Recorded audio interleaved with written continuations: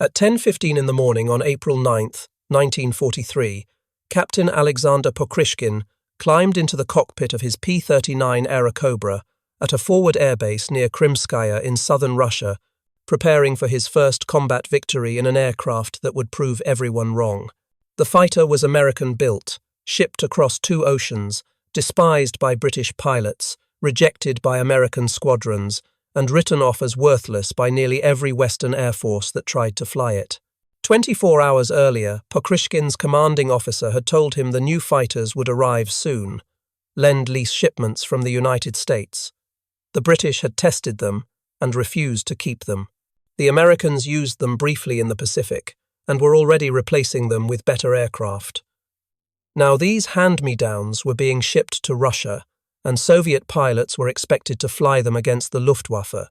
Pokrishkin had been flying the Yak-1 and MiG-3 for 2 years. Both were solid Soviet designs.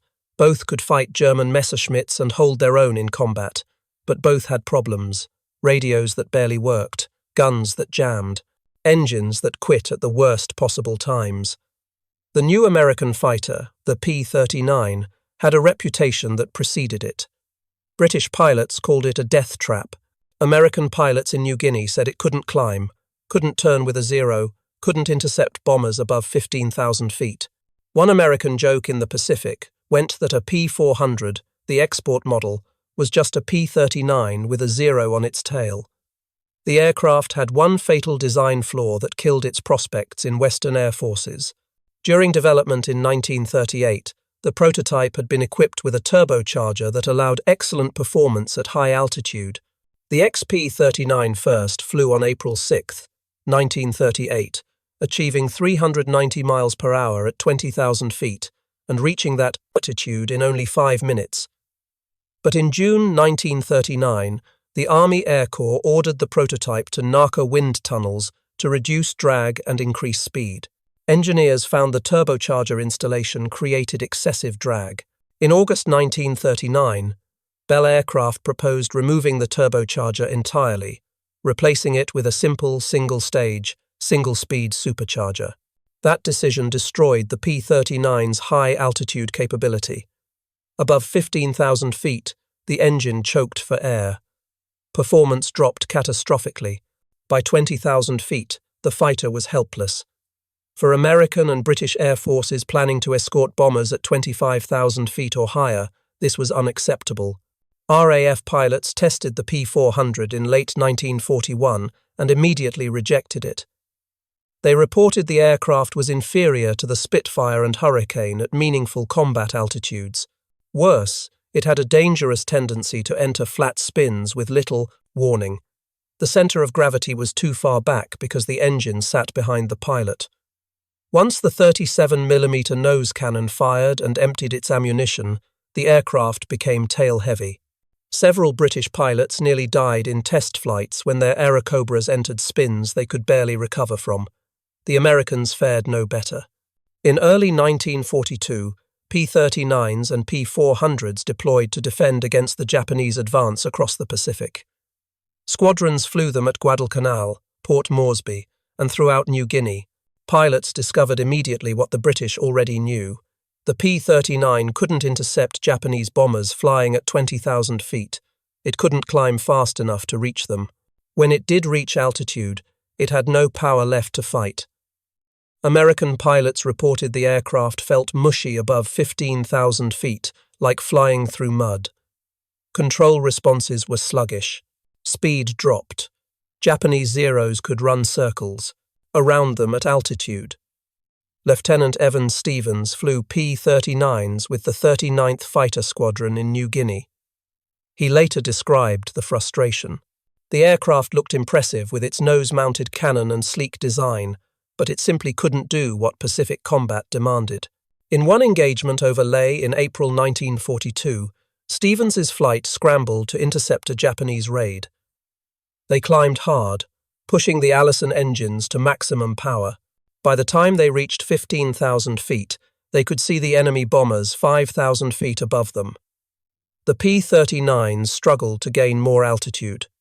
Their rate of climb had dropped to almost nothing.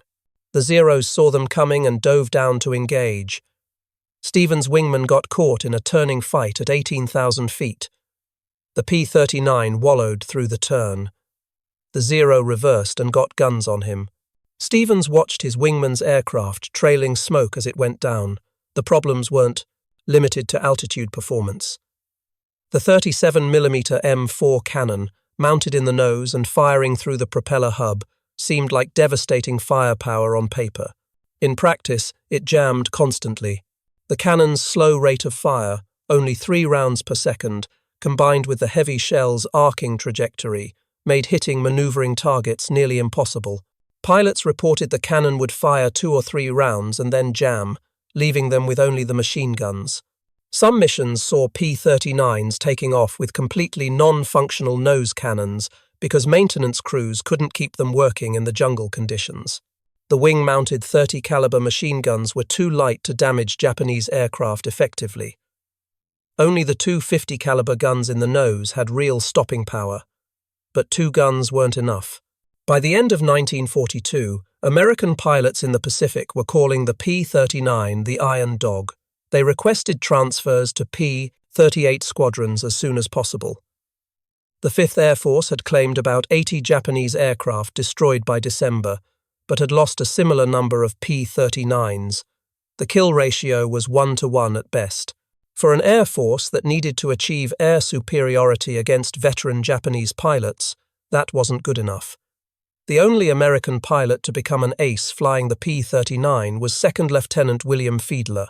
Between January and June 1943, Fiedler shot down 5 Japanese aircraft over Guadalcanal and the Russell Islands. His 3rd victory came on June 12th, when he downed a Zero 10 miles from Cape Esperance. 4 days later, when 38 Zeros escorted 50 Val-dive bombers toward American transports off Guadalcanal, Fiedler shot down 2 Vals to become the only P-39 ace in American service.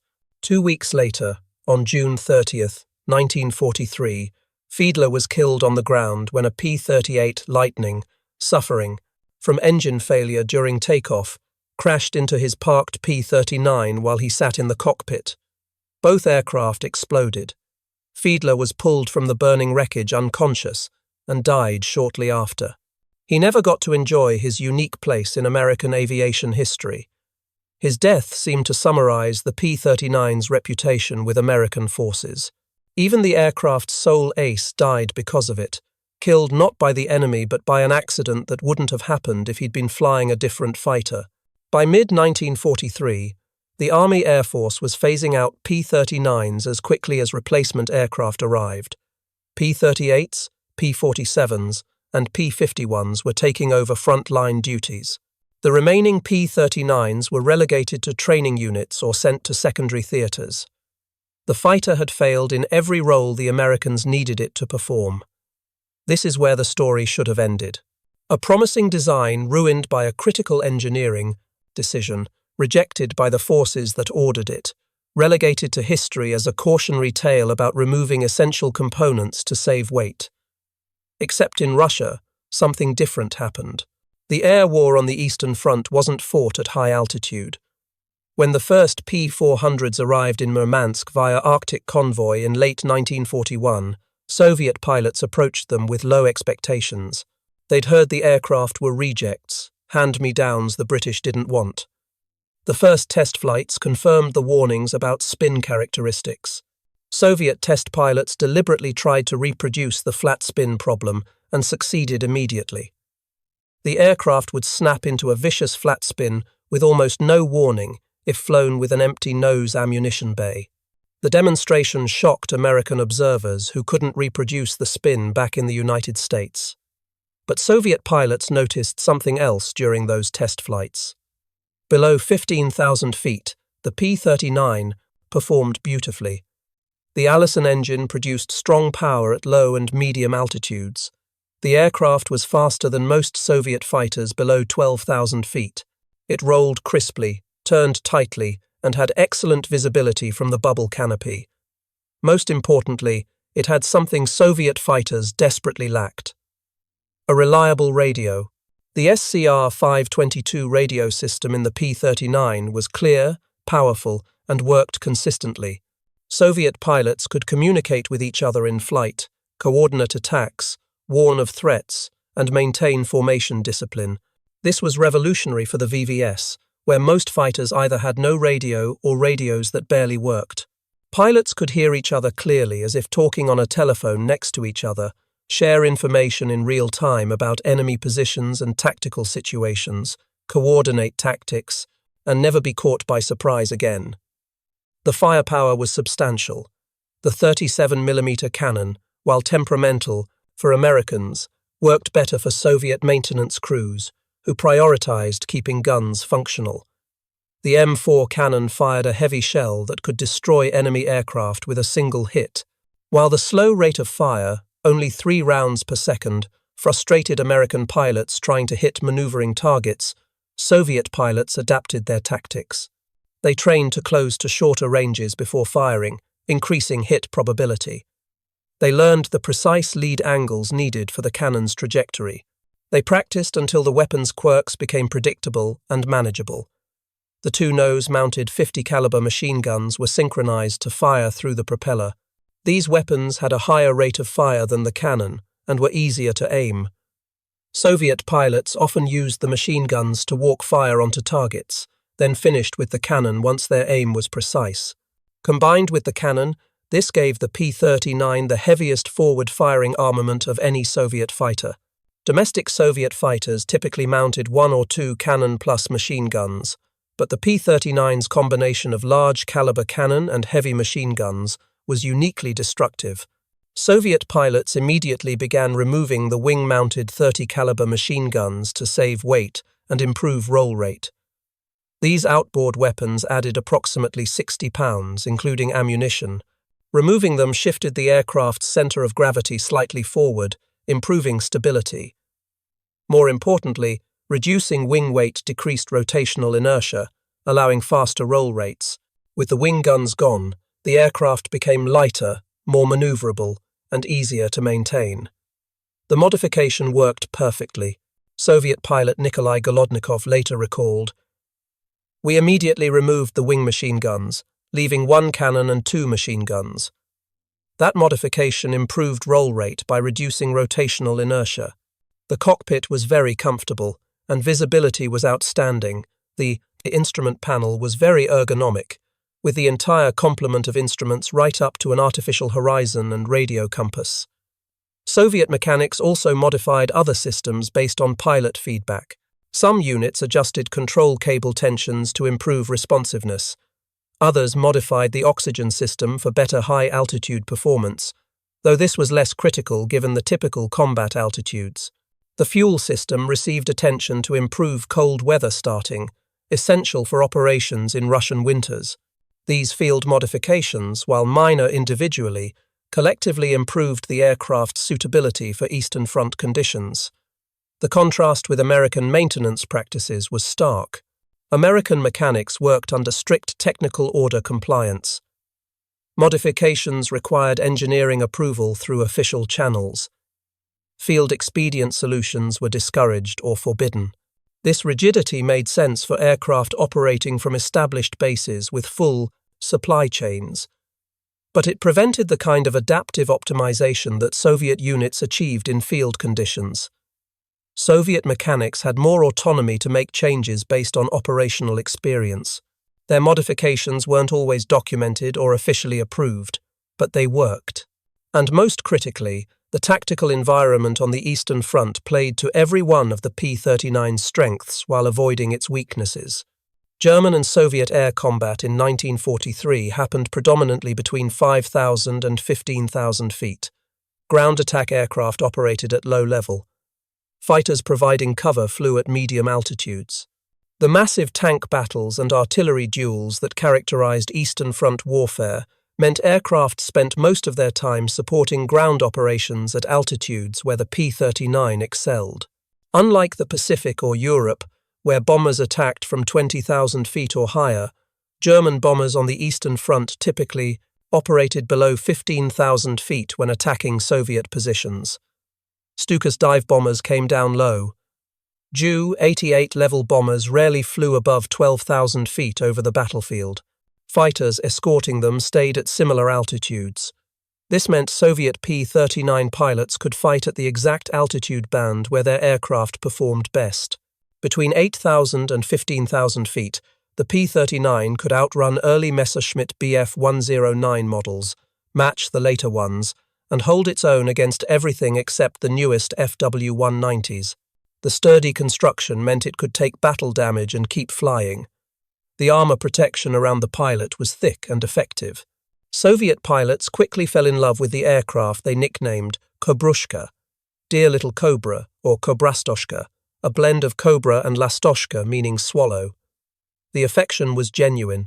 Getting these aircraft to the Soviet Union was itself an epic journey.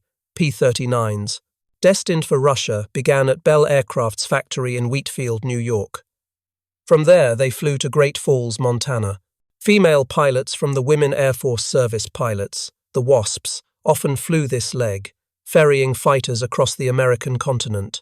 At Great Falls, male American pilots took over, flying the fighters northwest to Fairbanks or Nome, Alaska. This was already a challenging route, crossing thousands of miles of wilderness. But the truly dangerous part came next. At Alaskan airfields, American pilots turned the aircraft over to Soviet pilots, who would fly them across the Bering Sea to Siberia. This Alaska-Siberia route, called ALSIB, was one of the most unusual and dangerous supply lines of the war. Soviet pilots flew single-seat fighters in groups, accompanied by twin-engine bombers or transports that provided navigation and safety watch. They crossed vast stretches of open ocean where a single engine failure meant death in freezing water. Weather was brutal. Storms could appear without warning. Navigation was difficult with few landmarks over water and ice. Many pilots were lost on this route, disappearing into the Arctic without a trace. Those who made it landed at airfields in eastern Siberia, where the aircraft were inspected, serviced, and prepared for the next leg. From there, P-39s flew west across Siberia to Krasnoyarsk, then on to staging areas near the front lines. The journey from New York to a Soviet fighter regiment could take weeks and covered over 7,000 miles. Every P-39 that reached Soviet squadrons had already survived an incredible journey. Alexander Pokryshkin became the champion of the P-39 in Soviet service. By early 1943, he had already scored nearly 20 victories flying MiG-3s and Yak-1s. He was aggressive, analytical, and constantly studying tactics to gain advantages over German pilots. When his regiment, the 16th Guards Fighter Aviation Regiment, converted to P-39s in January 1943, Pokryshkin threw himself into mastering the new aircraft. He spent weeks training in the rear, studying the fighter's characteristics, learning its strengths and limitations. He developed new tactics specifically designed around the P-39's capabilities. One innovation was the bookshelf formation. Pokryshkin arranged his fighters in stacked layers at different altitudes, each layer covering the one below, each with specific tasks. If an enemy tried to escape the first layer, the second layer intercepted. If the second layer engaged, the third provided cover. The formation required precise coordination and communication. Only the P-39's excellent radio made it possible. Pokryshkin also pioneered the use of ground-based radar coordination. The 4th Air Army received its first mobile radar stations in the summer of 1942.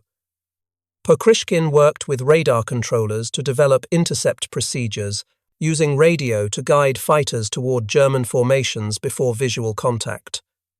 The system worked brilliantly, allowing Soviet fighters to ambush German aircraft with perfect positioning. On April 9, 1943, Pokryshkin flew his first combat mission in a P-39. 8 Airacobras intercepted a German formation over Krimskaya, Messerschmitt 109s attacking Soviet Lag-3s. Pokryshkin rolled in from altitude, selected a Bf-109, and opened fire with all weapons. The 37mm cannon shells walked up the fuselage.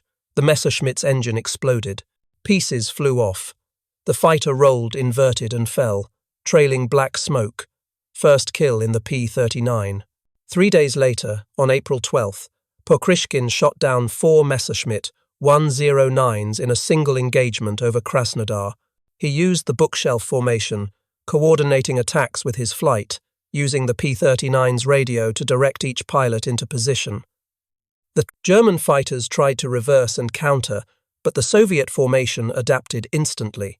Pokrishkin's flight maintained altitude advantage, dictated engagement terms, and shot down 4 enemy aircraft without loss. Between April 9th and April 30th, 1943, Pokrishkin claimed 12 victories flying the P-39. Other pilots in his regiment were achieving similar success. The tactics were spreading. The results were undeniable. On April 29, 1943, one of the most famous engagements occurred. 8 P-39 Airacobras, one piloted by Pokrishkin, were directed by ground control toward a large German formation. 3 full squadrons of Junkers Ju-87 Stuka dive bombers were being escorted by a Geschwader of Bf-109s. The Soviets attacked from the Sunday. A pair of P-39s engaged the fighters while the remaining 6 dove through the bomber formation, repeating the attack multiple times. The engagement lasted minutes, but the results were devastating for the Germans. 12 German aircraft were shot down. Pokrishkin claimed 5 kills himself. Not a single Soviet aircraft was lost. This was the kind of success Soviet pilots had rarely achieved earlier in the war. On May 24, 1943, Pokrishkin received his first Hero of the Soviet Union award. By June, he was promoted to major and given command of a squadron. He exchanged his P-39 K1 model for a new P-39N, aircraft number 100, marked with white numerals. He would fly this aircraft for the rest of the war. The Germans noticed something had changed. Luftwaffe pilots on the Eastern Front began reporting in mid-1943 that Soviet fighters were performing differently, more aggressive, better coordinated, harder to surprise. Intelligence reports mentioned American-built fighters with heavy nose armament, fast at low altitude, and always operating in coordinated groups with excellent radio discipline. Grigory Rechkalov, flying as Pokrishkin's wingman in the 16th Guards Fighter Aviation Regiment, became another P-39 expert. Rechkalov had an unusual backstory. He suffered from color blindness, which should have disqualified him from flying. He hid his condition throughout training and the early war.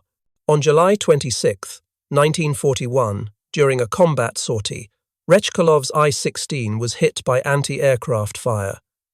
He was wounded in the right leg but managed to land his damaged aircraft. Surgeons saved the leg, but Rechkalov spent months recovering. He returned to duty in April 1942 and continued flying despite his color vision deficiency. Rechkalov had started the war flying I-16s and I-153s, achieving modest success. When the regiment converted to P-39s, Rechkalov found his stride. The aircraft matched his aggressive flying style perfectly. By the end of 1942, Rechkalov had 4 solo victories and 2 shared. By May 1943, after 2 months flying the P-39 in combat over the Kuban, he had 12 solo victories and 2 shared. The aircraft transformed his effectiveness as a fighter pilot. On May 24, 1943, the same day Pokrishkin received his first Hero of the Soviet Union award, Rechkalov received his as well. Both men flew P-39s. Both would score the majority of their wartime victories in American-built fighters.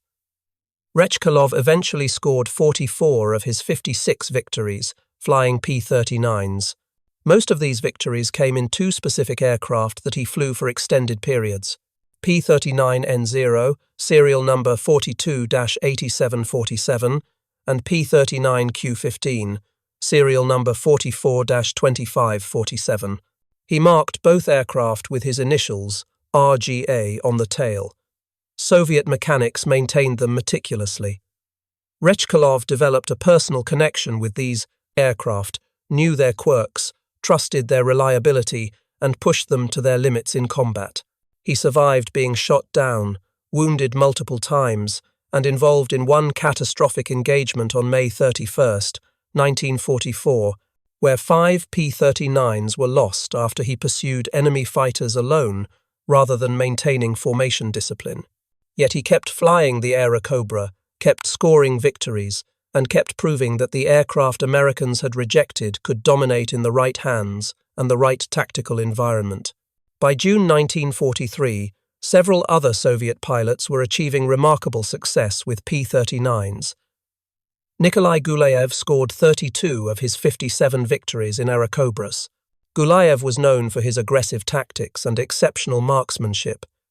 He preferred to close to very short range before firing, maximizing the effectiveness of the P-39's concentrated firepower. His approach was risky but devastatingly effective. Gulayev received the Hero of the Soviet Union award twice and survived the war despite being shot down multiple times. Dmitry Glinka scored 50 victories, with the vast majority in P-39s. Glinka flew in the 100th Guards Fighter Aviation Regiment and was known for his methodical approach to combat. Unlike some aces who relied on instinct and aggression, Glinka studied his opponents carefully, looking for patterns and weaknesses. He kept detailed notes on German tactics and shared his observations with other pilots. His analytical approach complemented Pokrishkin's tactical innovations perfectly. Glinka was eventually seriously wounded on July 15, 1944, when he bailed out of his badly damaged Aerocobra and struck its tailplane during ejection. He survived, but required months of recovery. Alexander Klubov scored 31 of his 50 victories in American fighters. Klubov was one of the pilots who participated in the May 31, 1944 engagement where Rechkalov's formation lost 5 aircraft. Despite that disaster, Klubov continued flying P-39s and achieved consistent success throughout 1944. His experience demonstrated that even in difficult engagements against newer German fighters, skilled pilots in P-39s could survive and prevail. Another notable P-39 pilot was Ivan Babak, who scored 33 victories, most in Aerocobras. Babak was known for his exceptional eyesight and ability to spot enemy aircraft before his wingmen. This skill, combined with the P-39's radio, made him an invaluable early warning asset for his formation.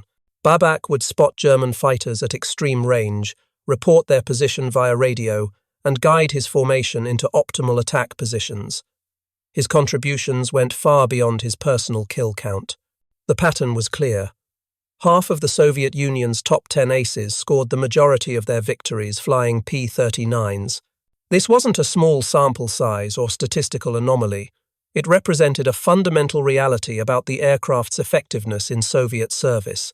This wasn't coincidence. This was the systematic result of matching aircraft capabilities to mission requirements. The Soviets received 4,719 P-39s through Lend-Lease, accounting for more than 1/3 of all American and British supplied fighters in Soviet service. Nearly half of all P-39 production went to Russia. These aircraft were flown hard, maintained under difficult conditions, and used in constant combat. Soviet Aerocobra losses totaled 1,030 aircraft between 1942 and 1945.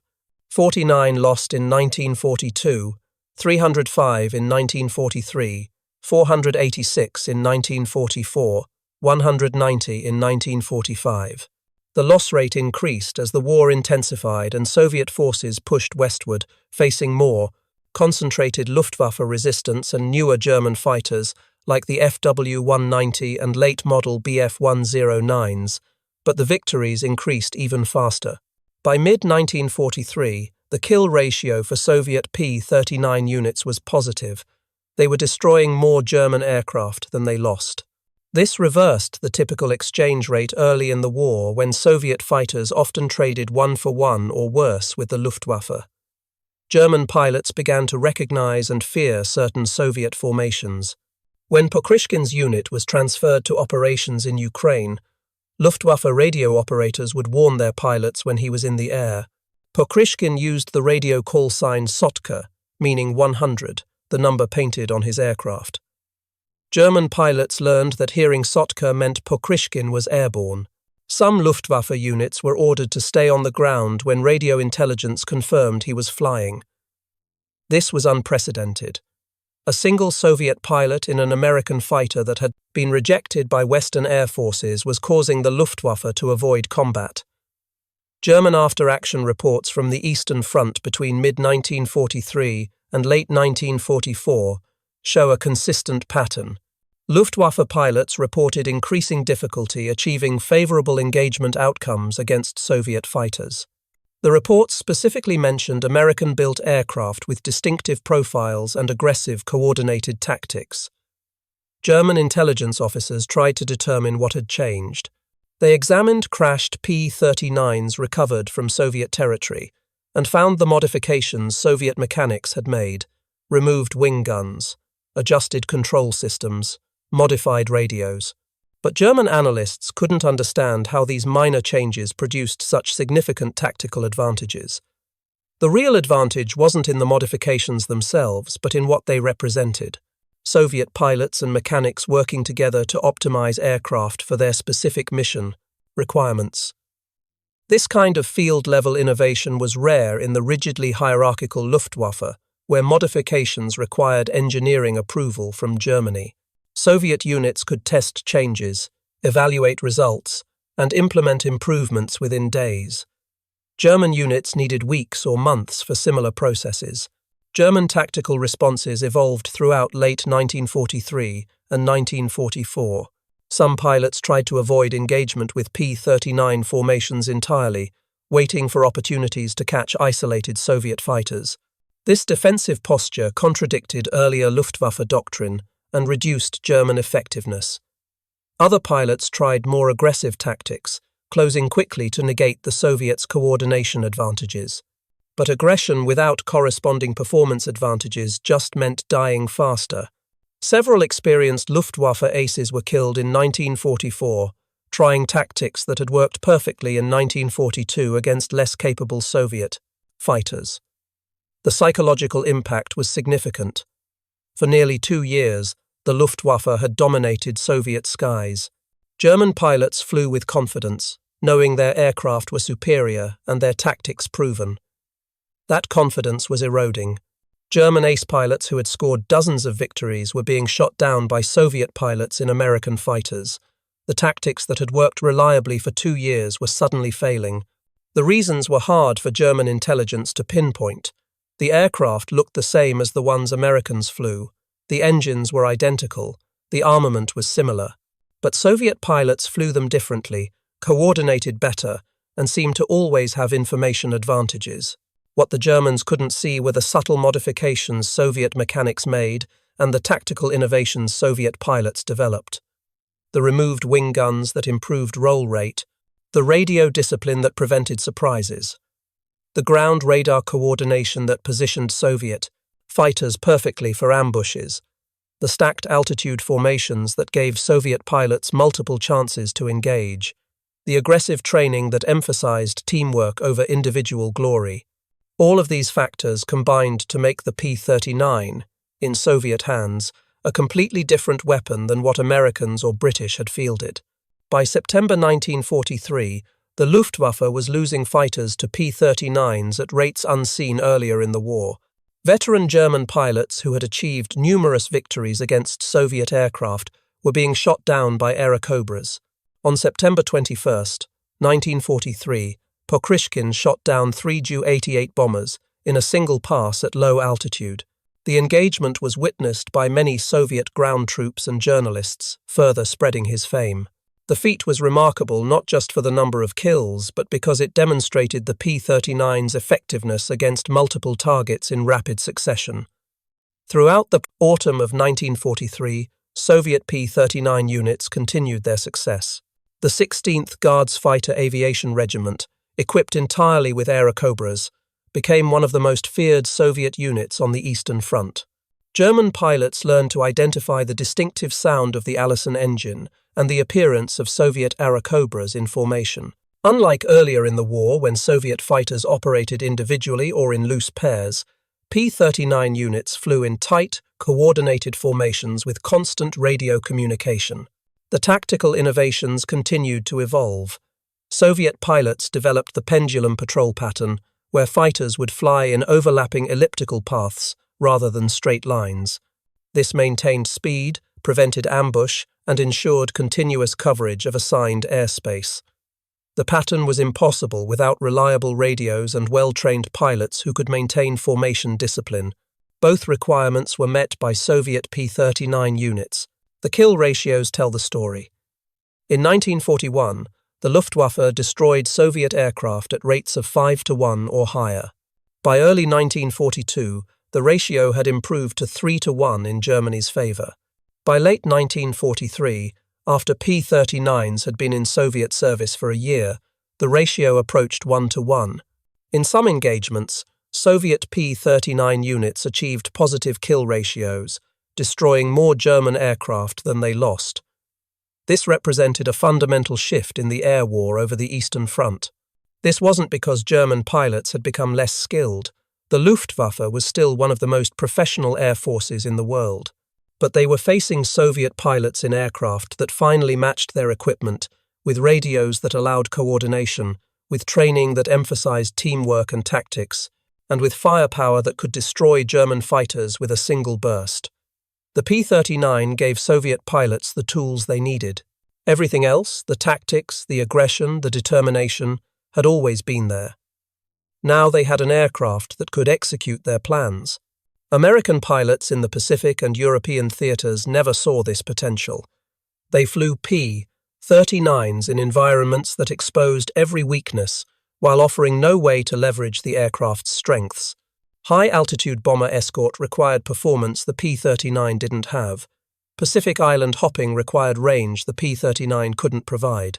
Fighting agile Japanese Zeros at altitude meant operating where the P-39 was at its worst. In those contexts, failure was inevitable. The contrast in tactical approaches was stark. American fighter doctrine in the Pacific emphasized individual initiative and aggressive pursuit of targets.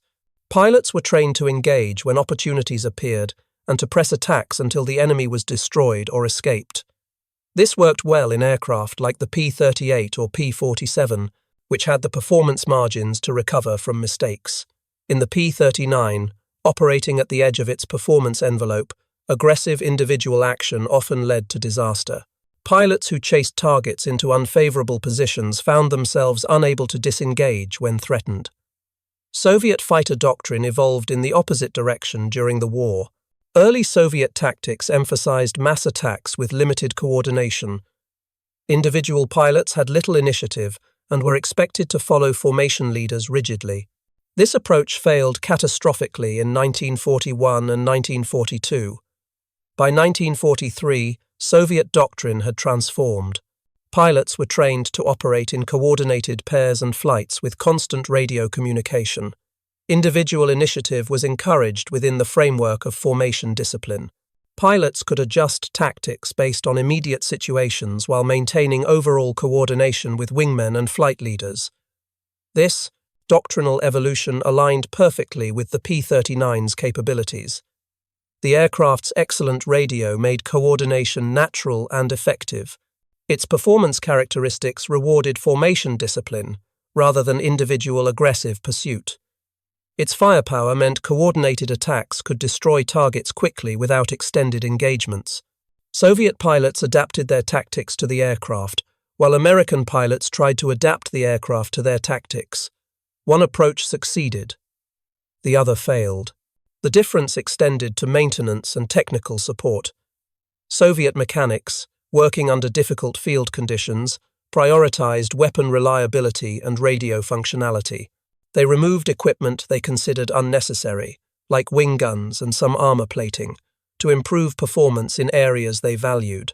American mechanics, following technical orders strictly, maintained aircraft to factory specifications, even when those specifications didn't match operational needs. Soviet pilots had direct input into how their aircraft were configured. American pilots had little say in modifications. In the Soviet context, everything aligned perfectly. Medium and low-altitude combat, coordinated group tactics enabled by reliable radios, ground support missions requiring sturdy construction and good visibility, interception of German bombers operating at similar altitudes. The P-39 wasn't transformed by Soviet use, it was simply used correctly for the first time. Pokrishkin ended the war with 59 confirmed victories, 47 scored in P-39s. This made him the second highest scoring Soviet ace and the highest scoring ace flying any American-designed aircraft. He received the Hero of the Soviet Union award 3 times, on May 24, 1943, August 24, 1943, and August 19, 1944. He also received 4 Orders of Lenin, the Order of the October Revolution, 4 Orders of the Red Banner, 2 Orders of Suvorov Second Class, 2 Orders of the Red Star, and the American Distinguished Service Medal. After the war, Pokryshkin continued serving in the Soviet Air Force, eventually reaching the rank of Marshal of Aviation. He retired in 1981 and died November 13, 1985, at age 72. He never changed his opinion that the P-39 was an excellent fighter when used correctly. Several times during the war, directives from Moscow requested his units consider switching to Soviet-built aircraft such as the La-5 or Yak fighters. Pokryshkin turned down these requests each time, preferring to keep his American fighters. Rechkalov scored 56 confirmed victories and 6 shared. He flew 452 combat sorties and engaged in 122 dogfights during the war. He received the Hero of the Soviet Union award twice, on May 24, 1943 and July 1, 1944. After the war, he graduated from the Air Force Academy in 1951, commanded various regiments and air divisions, and became Deputy Commander of Fighter Aircraft for the Far Eastern Air Defense Army in 1957. He reached the rank of Major General of Aviation in 1959, before retiring. He wrote 2 books about his experiences. He died December 20, 1990, at age 70. Lieutenant William Fiedler, the only American P-39 ace, is buried in a cemetery in Ohio. His service record notes 5 victories in the P-39 between January and June 1943. No American pilot surpassed that total in the aircraft. The contrast couldn't be starker. 1 American ace, dozens of Soviet aces. The difference wasn't pilot skill. American pilots were well-trained, aggressive, and capable. The difference was mission requirements and tactical environment. The story of the P-39 is about context. Bell Aircraft built it as a high-altitude interceptor for defending the American coast. When the turbocharger was removed, it became a medium-altitude fighter. Western air forces tried to use it as a high-altitude fighter anyway, and it failed. Soviet air forces tested it as a medium-altitude fighter, and it succeeded spectacularly. The aircraft didn't change. The application changed. On May 9, 1945, Soviet captain Vasily Pshenichikov, flying an Airacobra, shot down a German Focke-Wulf FW-189 reconnaissance aircraft over Prague. This was the last aerial victory of World War II in Europe. Hours later, Germany surrendered. The P-39 that Western air forces had written off scored the final kill of the European war. That same day, a German Me-262 jet fighter shot down a P-39 over Bohemia, marking the last Luftwaffe victory of the war. The Airacobra was there at the beginning of Lend-Lease operations to Russia, and there at the very end of the war.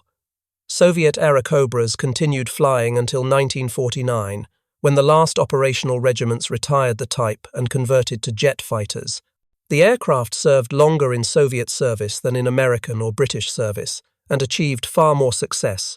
American military analysts after the war studied Soviet use of P-39s and found the results difficult to accept. Some reports suggested Soviets used different tactics.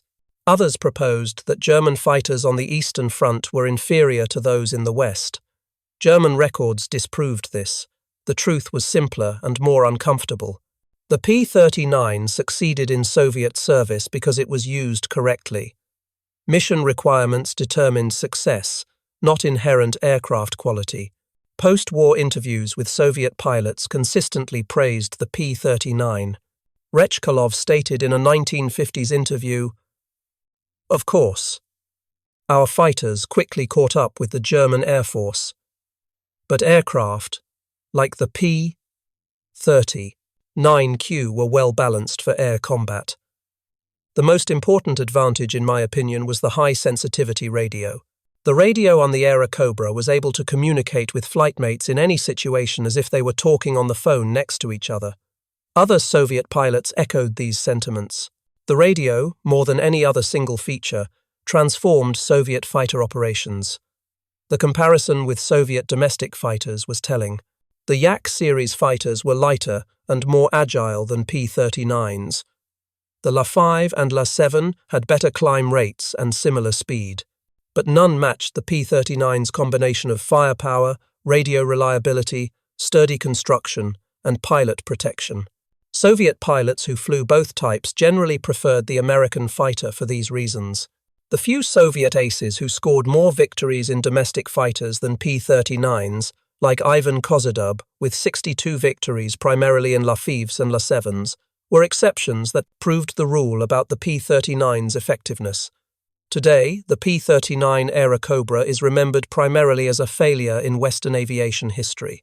Museums display them with explanations about rejection by American forces. Aviation enthusiasts know it as the fighter nobody wanted. Books about World War II aircraft often dismiss it in a few paragraphs focused on its shortcomings. What those accounts rarely convey is the full story. Over 4,000 Soviet pilots flew P-39s in combat. They achieved approximately 3,000 individual victories, based on Soviet claims adjusted for known overcounting. They developed innovative tactics that changed air warfare on the Eastern Front. They proved that understanding your tools and using them appropriately matters more than having theoretically superior equipment used inappropriately. The lessons extend beyond aviation. Organizations often reject tools or methods that fail in one context, never considering they might excel in another. The assumption that failure in one application means universal failure is common and often wrong. The P-39 failed for Americans and British because they needed something it couldn't provide. It succeeded for Soviets because they needed exactly what it could provide. Both outcomes were predictable based on mission requirements and tactical environments. Soviet pilots who flew P-39s considered them excellent fighters perfectly suited to their missions. When you've scored 47 victories in an aircraft, when that aircraft's radio coordination saved your life repeatedly, when that aircraft's cannon destroyed enemy fighters with single bursts, you don't see a reject. You see a tool that worked exactly as needed. That was the P-39's reality in Soviet service.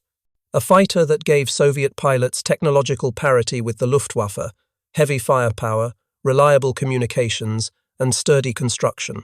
These advantages, combined with Soviet tactical innovations and pilot skill, achieved air superiority over the Eastern Front. The story matters because it's about more than one aircraft. It's about the importance of matching capabilities to requirements, about not dismissing tools that failed in one context without considering other contexts, about understanding that different tactical environments demand different solutions. The P-39 taught these lessons. American and British forces learned them through frustration and failure. Soviet forces learned them through testing and success. The aircraft remained constant. The difference was everything around it. If you found this story compelling, please take a moment to like this video. It helps us share more forgotten stories from the Second World War. Subscribe to stay connected with these untold histories. Each one matters. Each one deserves to be remembered. And we would love to hear from you. Leave a comment below telling us where you are watching from. Our community spans from Texas to Tasmania. From veterans to history enthusiasts, you are part of something special here. Thank you for watching, and thank you for keeping these stories alive.